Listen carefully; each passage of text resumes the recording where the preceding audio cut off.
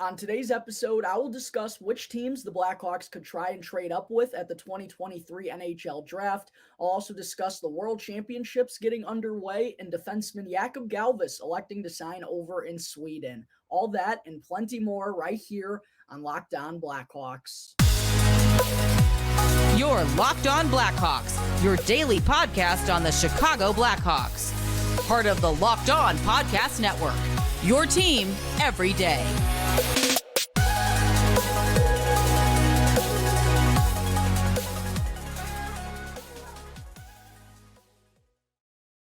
Welcome to the Locked On Blackhawks podcast, part of the Locked On Podcast Network, your team every day. Today is Friday, May 12th. I'm your host, Jack Bushman. You can all find me out on Twitter at Jack Bushman2, or you could also go and check out my Strictly Blackhawks account at Talkin' Hockey for all the latest Blackhawks news and updates. And real quick, just a reminder that you could subscribe or follow for free on YouTube and wherever you may be listening to your podcast. Make sure to go and do that real quick. I would greatly appreciate it. So that way you can get the latest episode as soon as it's available each and every day.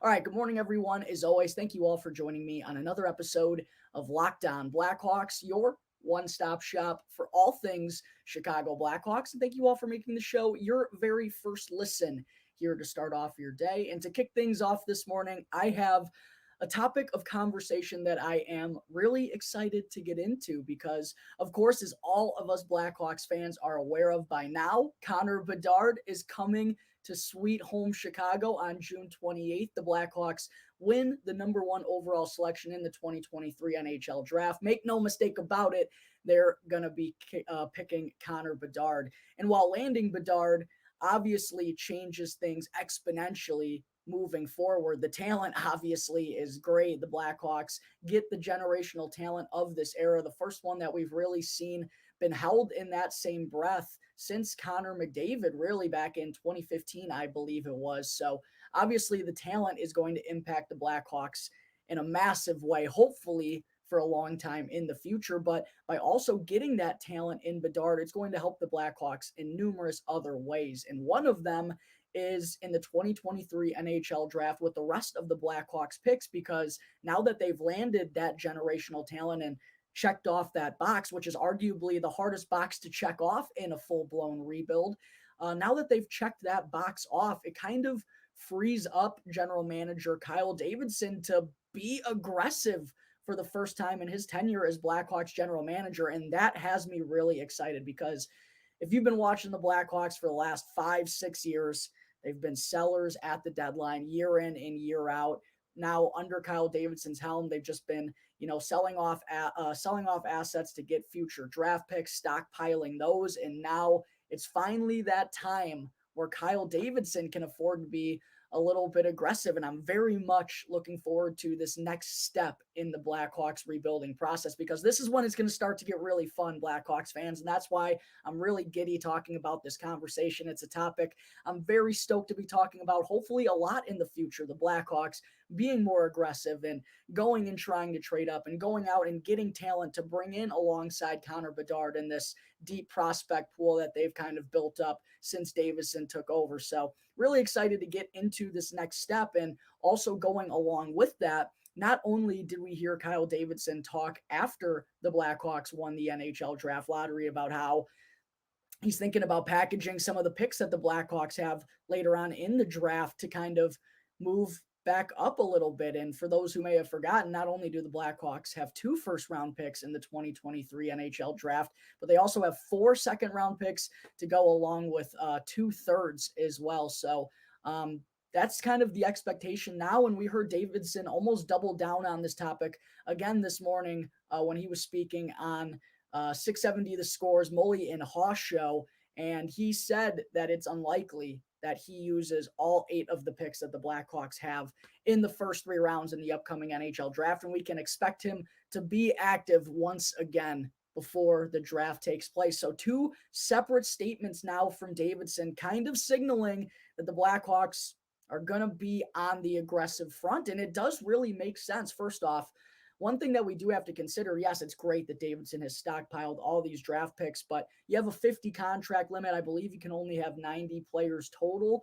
something along those lines in the prospect pool and on the roster combined. So that is one thing you have to consider, and probably why it was smart for Davidson to kind of space out some of these draft picks, getting a conditional 2025 first for Jake McCabe as part of that deal from Toronto, getting a 2026 second from the Dallas Stars as part of the Max Domi deal. That was all done to kind of space all of this stuff out. And the Blackhawks, now that they've, again, checked off that box and landed the generational talent that is Connor Bedard, it only does make sense for them. And look, even if they trade a couple of those seconds, one of those thirds, they're still going to be sitting pretty and could wind up with another pick even higher in the first round. So that's kind of the expectation, I think, for the Blackhawks as we look ahead towards the NHL draft in Nashville. That's a little bit over a month away. But I figured what I wanted to get into now is kind of take a look at the rest of the results from the 2023 NHL Draft Lottery and see potentially which teams the Blackhawks might try and be aggressive with, might try to find as a trade partner to move up in the first round, because we know not only are they going to have number one, but with the Tampa Bay Lightning already getting eliminated from the Stanley Cup playoffs, the Blackhawks will also have the 19th or the 20th overall selection as part of the Brandon Hagel trade from the 2022 NHL trade deadline. And that is going to be determined based upon what happens in the Florida Panthers-Toronto Maple Leafs series. Obviously, the Leafs were the ones that knocked off the Bolts. They're currently down 3-1 to the Panthers. And if they lose that series, the Blackhawks will then pick 19th overall. If the Leafs find a way to end up storming back, worst case Ontario, the Blackhawks select 20th. So those are going to be the other two spots where the Blackhawks pick in the first round. And it feels like that's a very likely spot for them to potentially trade up from. So getting into the teams who are going to be picking ahead of them from the 19th or 20th spot in the draft, obviously the Hawks hold number one, baby. The Anaheim Ducks, number two. I don't think anyone in the top five is really going to be trading. Anaheim, number two, they're probably going to get Fantilli. Columbus at three, they have a really interesting decision to make. I don't see them moving on from that pick, though. San Jose at four, they need to still be adding to their prospect pool. Montreal at five is kind of in the same case. And here's where things, I believe, start to get a little more interesting. I don't think Arizona is going to want to trade the sixth overall pick. I do believe they're still looking at their future in full flex and want to be adding that draft pick to their prospect pool. Philadelphia at number seven is where it gets interesting. And while I do think they're in a very tough spot, they just named Keith Jones as their new president of hockey operations. Danny Briere is now the full-time general manager. I highly doubt they're going to be wanting to trade the seventh overall pick, but as I'll talk about here in just a second as well, they're not in the best spot financially for this new front office to kind of take over. So that's one thing to consider, but I do ultimately think Philadelphia is going to wind up staying home. Washington's kind of in that tough limbo spot where it feels like they probably could use this draft pick long-term, but if they're trying to, do something that'll keep them competitive right now as they're at the back years of Alex Ovechkin and Nicholas Backstrom, obviously, that's going to be interesting to see what happens with Washington. Detroit, I think they're going to probably want to keep that pick. St. Louis at number 10 is interesting as well. I do think it becomes a little more complicated because the Blackhawks and Blues are obviously longtime rivals, and we don't see them making trades all that frequently, but the Blues are in a little bit of a tough spot. Well, they have an absolute ton of term given out throughout their roster. If you actually want to go throw up real quick, if you need a puke this morning, go look at the St. Louis Blues cap friendly. It's disgusting the amount of term that team has tied up for the next 4 or 5 years. It's put them in a really tough spot moving forward. We'll see if they wind up staying home here at number 10. The team that I think intrigues me the most, and I really do believe the Blackhawks at some point in the offseason, whether it's before the draft or at some point, I think the Blackhawks and the Vancouver Canucks are destined to make a trade with one another, because Vancouver is in one of the worst spots in the entire league, actually the worst spot in the league in terms of salary cap, for next season. The Blackhawks obviously have $40 million worth of cap space. We don't think they're going to spend all of that in free agency. So it would make sense potentially for the Blackhawks to take one of those contracts off the books. Maybe that gets involved in a trade for the Blackhawks, moving from 19 or 20 to 11. I do think the Blackhawks and Canucks, though, are destined to make a trade at some point here in the offseason. The Coyotes, maybe they're a little bit more enticed to move on from number 12 if the Blackhawks give them a slew of second-round picks and pick number 19 or 20. Buffalo's at number 13. I think they're probably going to stay home. Same with Pittsburgh at 14. Nashville gets the 15th overall pick. That team's in absolute limbo. I guess they're probably going to stay home. I do think Calgary at 16 could be interesting, though, because they're in a really tough spot financially as well. They obviously were a little bit underwhelming this year and not qualifying for the Stanley Cup playoffs after all the moves they made in the offseason, trading for Huberdeau, landing Nazem Kadri from the Colorado Avalanche. The expectations for them were much larger than what they ended up being this season. So maybe Calgary winds up being on the aggressive since they don't have a lot of money to work with. But the teams to me that stand out the most that could potentially wind up trading their picks, I think Philadelphia at 7, I'd put an asterisk next to that one, though. I don't think it's very likely. Washington at 8, I think is interesting. St. Louis at 10, I think is interesting. Vancouver at 11 is interesting. Arizona at 12 could be a target, and same with Calgary at 15. Although I think the Blackhawks would probably try to move up closer to number 10 if I had to guess, but that's just my thoughts looking at it from my perspective here. Getting into the teams, though, that are currently in salary cap hell, as I like to call it. As I mentioned, the Vancouver Canucks are in the worst spot right now. They're actually $1 million over the salary cap limit for next year. And I recently just took a look at their cap friendly. We've also heard some rumblings on Twitter that there could be some good fits for Vancouver over here in Chicago with what they're trying to do and trying to build some talent around Connor Bedard without dishing out too much term. Some of those names that have been thrown around, Brock Besser is the one that I really do think makes the most sense because I believe he's only got 2 years left on his deal. I'm actually just going to pull up Vancouver's cap friendly right now to confirm this, folks. But I do think Brock Besser is the target that would make a lot of sense from the Vancouver Canucks. Let me get their cap friendly up here in just 1 second. I apologize. So Brock Besser, yes, has 2 more years after this season at $6.65 million per year. The Blackhawks could easily fit that into their books, and Besser could be solidified as an easy put him inside the top 6 situation for the Blackhawks. I know he's kind of had some ups and downs over the years for the Canucks, but this could be a good start, fresh spot for him, and he's certainly going to have some good talent up there alongside him. Lucas Reichel, obviously Connor Bedard, the expectations is for him to be there. And then there are some more intriguing options that we could see Max Domi or Andreas Athanasiou come back. Tyler Johnson's still a capable second-line player. Philip Kurashev could be used in a top 6 role next season as well. So I really do think Brock Besser is the one from Vancouver that makes the most sense. I've seen a lot of people throw out Connor Garland's name. I do think that makes sense as well for 3 more years. That's kind of my concern is that 1 extra year. He's not a free agent until the 2025-2026 season. And the Blackhawks, I mean, I know this is a good problem to have, but they're going to have to think in the future because Lucas Reichel is going to need his new contract. Bedard's obviously going to need his new contract. Kevin Korchinski could need a contract by then, right? Same with like Ethan Del Mastro, a lot of prospects, Alex Vlasic, Isaac Phillips, Drew Comesso, Arvid Soderblom. There's a lot to think about for these guys on their second deals. So I do wonder if that extra year of Connor Garland could come into play. Those are kind of the 2 names that I've seen on Twitter be thrown around that would make sense for the Blackhawks. I also think Anthony Beauvillier could be a good fit as well. He only has 1 year left on his deal. $4.1 million, an easy fit for the Blackhawks. And he's still only 25 years old. Never really hit the ceiling that the Islanders and their fans were hoping for in his time over there. Had a decent first stretch since he got dealt to the Canucks as part of the Bo Horvat trade. I do wonder if they'd try to move on from him since it's only 1 year left on his deal. It'll help them shed $4 million. But all in all, I think those are the targets from the Vancouver Canucks that would make the most sense going back towards Chicago.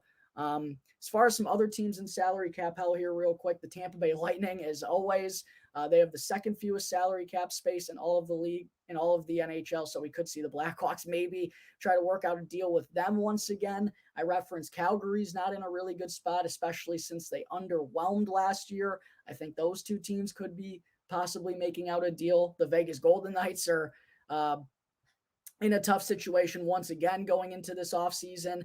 The Minnesota Wild have only $5 million of salary cap space to work with, and they're still trying to get over that hump in the playoffs. So I could see them making a move. Boston's got $6 million of cap space. I referenced St. Louis. They also have $6 million of cap space.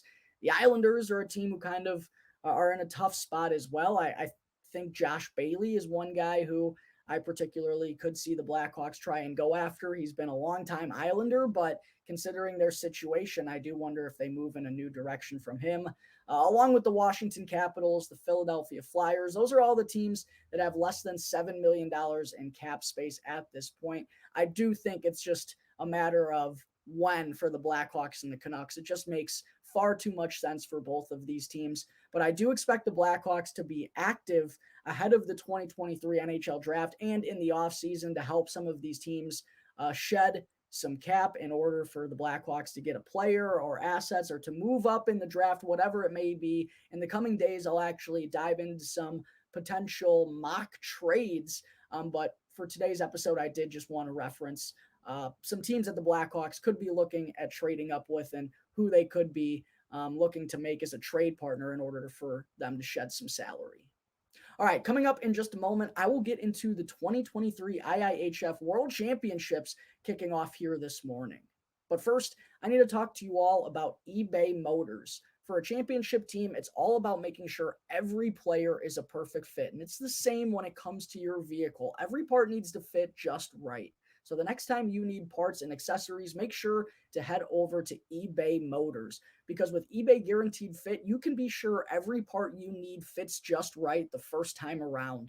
Just add your ride to My Garage and look for the green check to know the part will fit, or else you'll get your money back. Because just like in sports, confidence is the name of the game when you shop with eBay Motors. And with over 122 million parts to choose from, you'll be back in the game in no time. After all, it's easy to bring home a win when the right parts are guaranteed. So get the right parts, the right fit, and the right prices on ebaymotors.com. Let's ride. Eligible items only. Exclusions apply. All right, back here on the Locked On Blackhawks podcast, getting into segment 2, I also wanted to be sure to mention that the 2023 IIHF World Championships actually kicked off here this morning over in Finland and Latvia, the two host countries for the tournament this year. There are a couple of current Blackhawks prospects playing for the old United States of America and a couple of Blackhawks legends representing their native countries as well. Emphasis on the legends. If you follow me on Twitter, you'll understand what I mean by that. Not necessarily legends, but for us Blackhawks fans who have been following this team since the tough years since 2017, which probably to other fan bases makes us sound kind of spoiled, but there have been a lot of Blackhawks coming in and out this organization in the last 6 or 7 years, hence why they're considered legends. But first off, Blackhawks pending restricted free agent Anders Bjork, who I do think will probably be coming back, along with Rockford IceHogs trade deadline acquisition Rocco Grimaldi and goaltender prospect Drew Commesso. They're all playing for the United States at the World Championships here this year, and those are the only 3 current Blackhawks players that are actually partaking in the tournament. So it's just those 3, and they all happen to be playing for the United States, who actually defeated Finland 4-1 here this morning, defeated the host country, who, when kind of looking at all of these rosters for the World Championships, you always got to remember it's after the end of a grueling NHL season.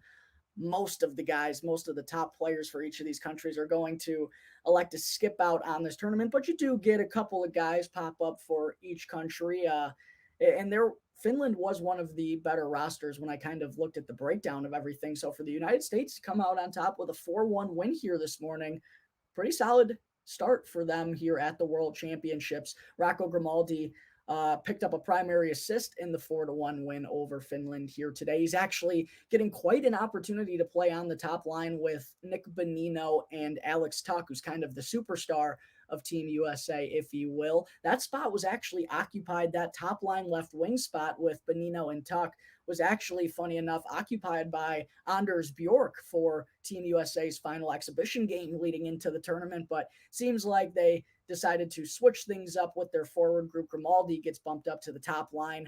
Looked like a good decision. He picked up a primary assist, and for poor Anders Bjork, he wound up getting slotted into the 13th forward spot, the extra forward spot into the lineup.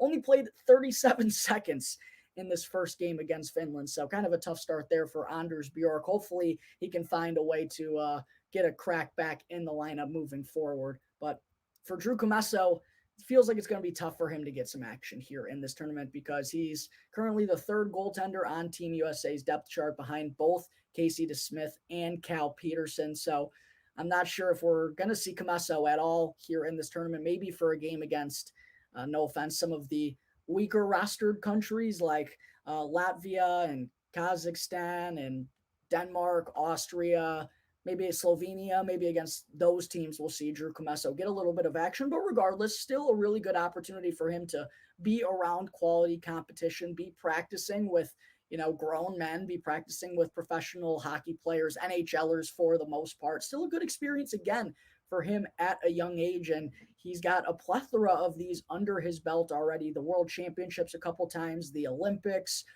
He was going to play at the World Juniors before it got canceled. Obviously, he played for the United States Development Program, was a 3-year starter at Boston University. So a lot of prime experiences and a lot of meaningful experience as well for Drew Commesso here at a young age. And that's why I, in particular, am so high on him and his future and very excited to see him make the jump to the professional level next season. But yeah, that's kind of the breakdown of Team USA's roster. As I mentioned, the only current Blackhawks and Rockford IceHogs are going to be suiting up for the United States, but there are several Blackhawks legends also taking part in this tournament. Kind of going through a quick breakdown of some of the other top rosters for Finland. As I mentioned, they did have one of the better rosters among the other countries. They have Mikko Rantanen, which is actually funny because in my little note sheet that I write down on my computer, I accidentally put Gabriel Landeskog, which, don't think he's going to be playing for Team Finland in particular. He's Swedish, might I add.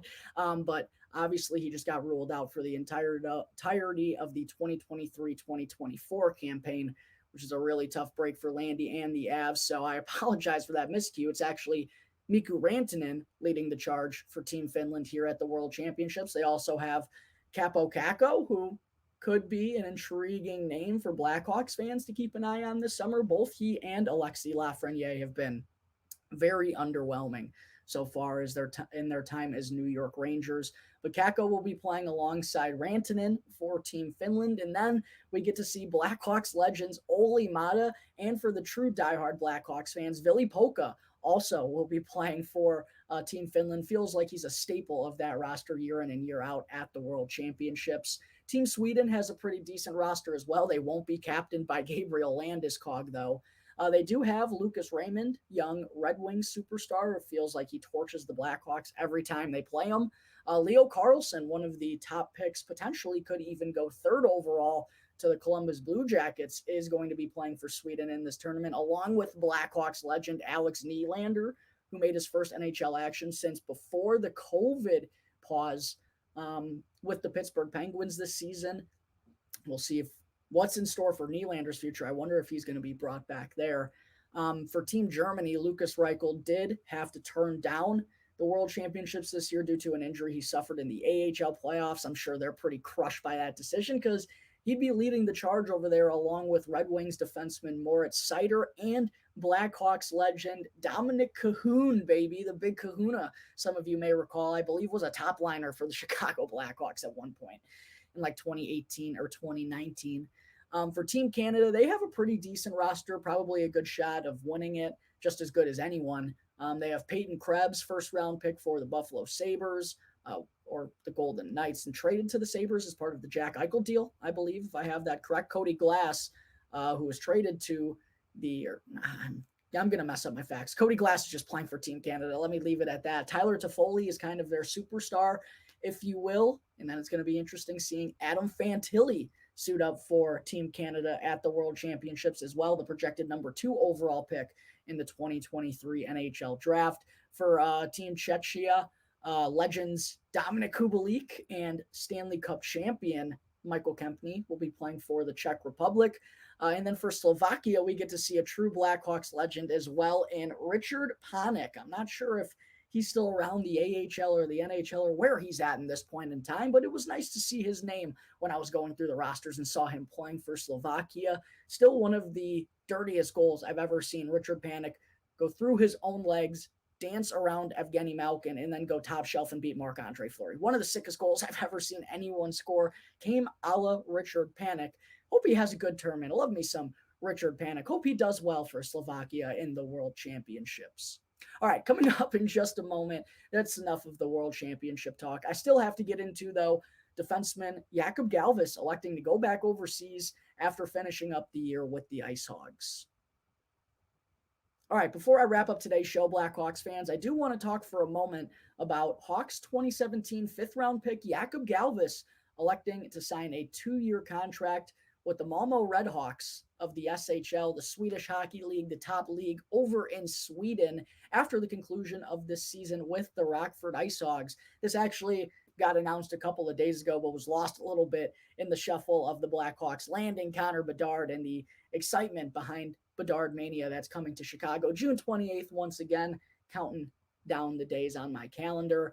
But yeah, Galvas, man, kind of a disappointing decision here because Galvas was someone who a couple of years ago quietly kind of rose through the ranks, made a really solid impression in the 2021 training camp and preseason, kind of stuck around in training camp longer than anyone would have expected, ultimately didn't end up making the Blackhawks final roster, but at the midway point in the season, he earned a call up to the Blackhawks, wound up playing in his first 6 NHL games, and actually looked pretty decent and pretty capable in that short stretch. Obviously, it's such a small time frame, but a lot of Blackhawks fans liked what they saw out of Jakub Galvas and were expecting him to get some more NHL action for the club this past season, but ultimately that just never happened. That 6-game stretch wound up being the last we saw of Galvas in the NHL. He spent the entirety of this season down with the Rockford Ice Hogs, and while Alex Vlasic was making noticeable leaps, Isaac Phillips was making noticeable leaps, Jakub Galvas kind of just had a mediocre season. He got off to a really good start, and all in all, he was still really steady. I'm not going to talk like Jakub Galvas had a bad season. I don't believe that's the case. He was a staple of the Ice Hogs, top 4 defensive group all year long, still wound up tallying 29 points in 64 games this season. As I mentioned, was a part of the penalty kill, could be a good puck mover, but he just didn't take the same leaps that Vlasic and Isaac Phillips did, and I think the Blackhawks were really hoping that he was going to. So even though he wasn't bad necessarily down in Rockford, he just kind of still fell in terms of the depth chart behind those other guys that I just mentioned. And look, also, the Blackhawks have a slew of big and talented left-handed defensemen coming through the pipelines these next couple of years. Kevin Korchinski, obviously the 7th overall selection, could be in the NHL next year. Ethan Del Mastro is probably going to be making the jump to the Rockford Ice Hogs for next season. Nolan Allen, another first-round pick who's currently playing for the Seattle Thunderbirds as well, and so on and so forth, along with the guys that I just mentioned. And I'm sure the Blackhawks, as they go through the next years, they're probably going to be adding a few defensive pieces in the free agent market as well. So it's just kind of tough to see exactly where Jakub Galvas fits in the organization in the future. I think this was just simply a matter of too much depth on the left-handed side in the organization. And recently we did hear rumblings from Scott Powers of The Athletic a couple of weeks ago that Galvas was supposedly strongly considering signing back over in Europe. So it wasn't the most surprising news to hear him sign this 2-year deal over in the SHL, but certainly a little bit disappointing that we didn't get to see any more of Galvas whatsoever at the NHL level after that somewhat successful 6-game stint that he had. The Blackhawks, however, still can retain Jakub Galvas's rights if they qualify him this summer. And if that does wind up being the case, then they'll hold on to Galvas's rights until he's 27 years old. He's still only 23 at this point, going to be turning 24 in June, I believe. So if the Blackhawks do wind up retaining his rights, there is an opportunity for him, maybe if things clear back up in the on the blue line for the Blackhawks and there's a spot for him potentially in 2 years, then he could come back over. But ultimately, I just get the feeling that this is probably the end of the Jakub Galvas tenure in the Blackhawks organization, if I had to guess. I was really excited about this kid. I thought there was going to be more, but I wish him all the best over in Sweden. And I do still feel like he's a good, intriguing young talent that if it's not the Blackhawks, someone may take a chance on him and give him a contract in the future. All right, I think that's going to wrap up Friday, May 12th episode of Locked On Blackhawks. As always, thank you all for joining me on the show, and be sure to go and follow Locked On Blackhawks for free wherever you may be listening to your podcast, and go and subscribe to Locked On Blackhawks on YouTube, and that way you can get the latest episode as soon as it comes out each and every day. As always, I'm your host, Jack Bushman. You can find me out on Twitter at JackBushman2, or you could also go and check out my Strictly Blackhawks account at Talkin' Hockey for all the latest Blackhawks news and updates. So until Monday's episode, that's going to do it here for the Locked On Blackhawks podcast, part of the Locked On Podcast Network, your team every day.